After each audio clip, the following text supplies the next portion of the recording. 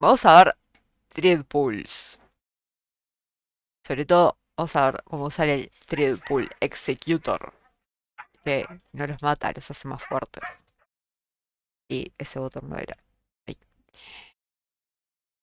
Bueno, vimos que podemos crear los hilos manualmente, es lo que hemos estado haciendo hasta ahora.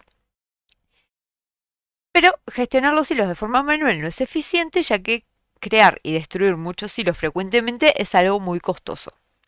En lugar de esto, podemos reutilizar los hilos si vamos a correr muchas tareas de esta forma, o sea, con hilos.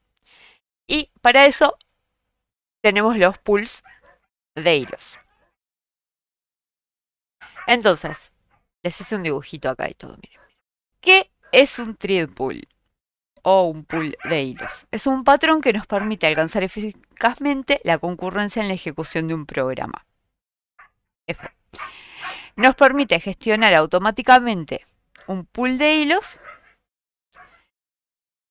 Cada hilo, en ese pool de hilos, le vamos a llamar worker, que en español sería trabajador. Ok. El pool de hilos nos permite reutilizar uno de esos workers, uno de esos hilos, cuando se completa su tarea y también nos da protección ante excepciones. Si explota una tarea en ese pool de hilos, tenemos una protección, eso quiere decir. Podemos configurar la cantidad de worker threads y nos otorga una convención de nombres específica para cada uno de ellos. Bueno saberlo. Para crear un pool de hilos usamos la clase threadPoolExecutor que debemos importar del módulo Concurrent Futures. El pool de hilos, está ahí abajo, extiende a la clase Executor y devuelve un objeto futuro. Future. La clase Executor de la que hereda del pool de hilos nos da tres métodos para controlar nuestro pool de hilos. El submit, que envía una función para ser ejecutada de forma síncrona y devuelve un objeto future, que es el que vamos a usar cuando vamos a mandar un hilo cada vez, o sea, una tarea de cada vez, una función cada vez. Si tenemos una lista, por ejemplo, vamos a usar map, que ejecuta una función asíncrona por cada elemento en un iterable. Y después tenemos shutdown, que apaga el executor. Nosotros ya vimos contextos, ya vimos el with famoso, cuando trabajamos con archivos y eso. Bueno, podemos usar también el with, o sea, el contexto, con un executor cualquiera, en este caso con el triple executor, para no tener que estar llamando al método shutdown después de usar el executor. Lo usamos dentro de un contexto, se cierra solo. Y cuando creamos una nueva instancia del executor, Python lo lanza. No tenemos que método para lanzarlo porque lo hace Python. Y el futuro es nuestro. Es un objeto que representa el resultado eventual de una operación asíncrona. La clase futuro tiene dos métodos útiles, que es el result, resultado, que devuelve el resultado de la operación asíncrona, y exception, que devuelve la excepción en caso de que ocurra de la operación asíncrona. Con el hilo principal no vamos a hacer ejemplo porque yo calculo que ya hemos visto tanto hilo que... Oso, entonces vamos a hacer un ejemplo con submit y después uno con map.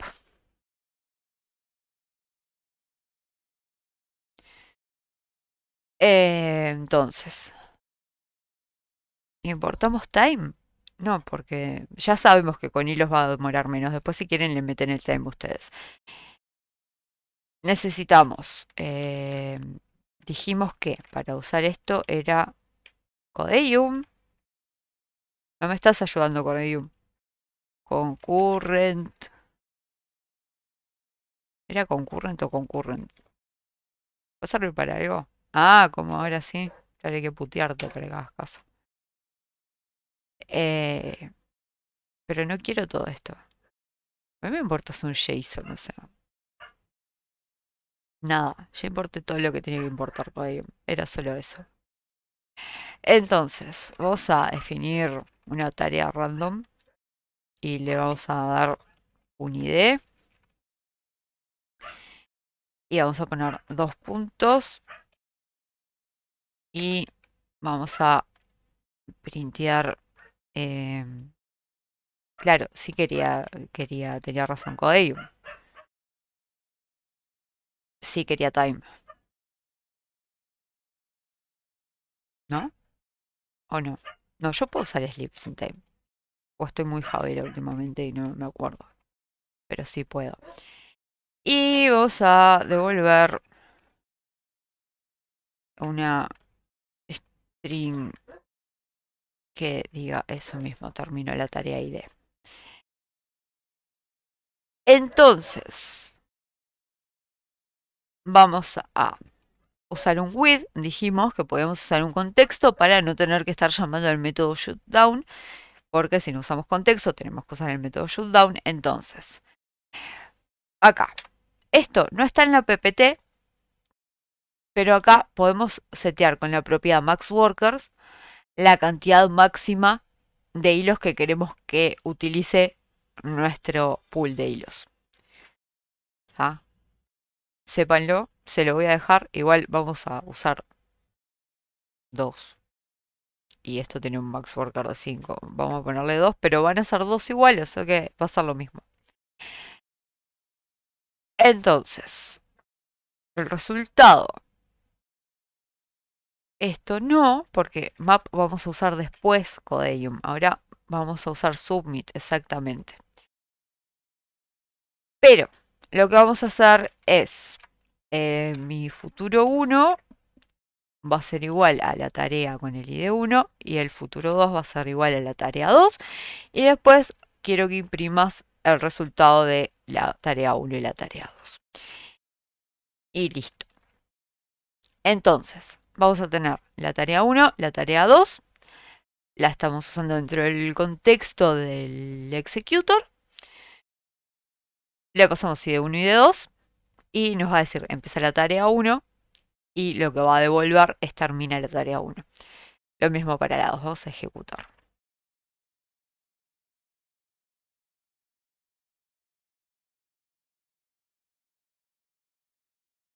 Explotó. Claro, sí, no importa esto. Yo les dije que había que importarlo. No me hicieron caso.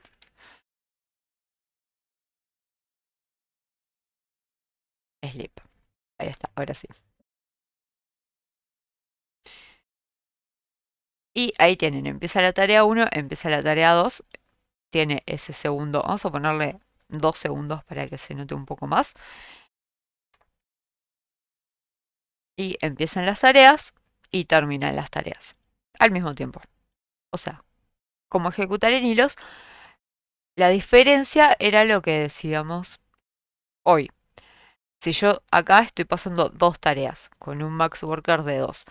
Si yo acá tuviera más, vamos a poner un par más.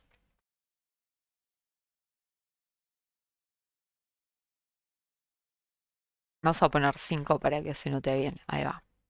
Va a ejecutar de 2 en 2. Hola. Codeium está medio vago hoy, ¿eh? Ahí va. Entonces, vamos a notar la diferencia en esto.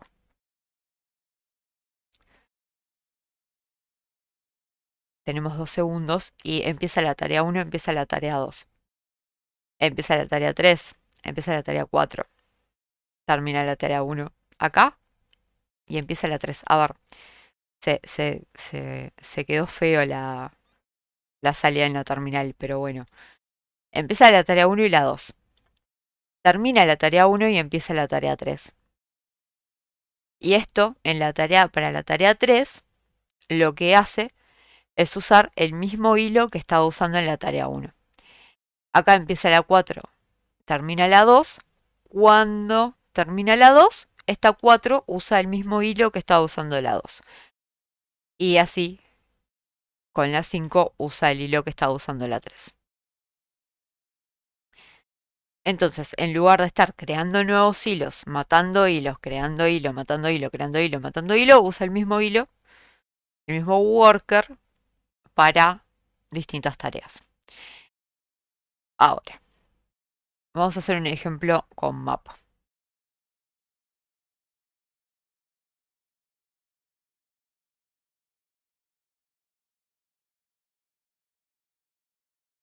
Vamos a hacer básicamente lo mismo, pero con mapa. Así que me lo voy a copiar yo, así. ¿Qué vamos a tener en vez de esto? Bueno, vamos mapa. Entonces, yo voy a tener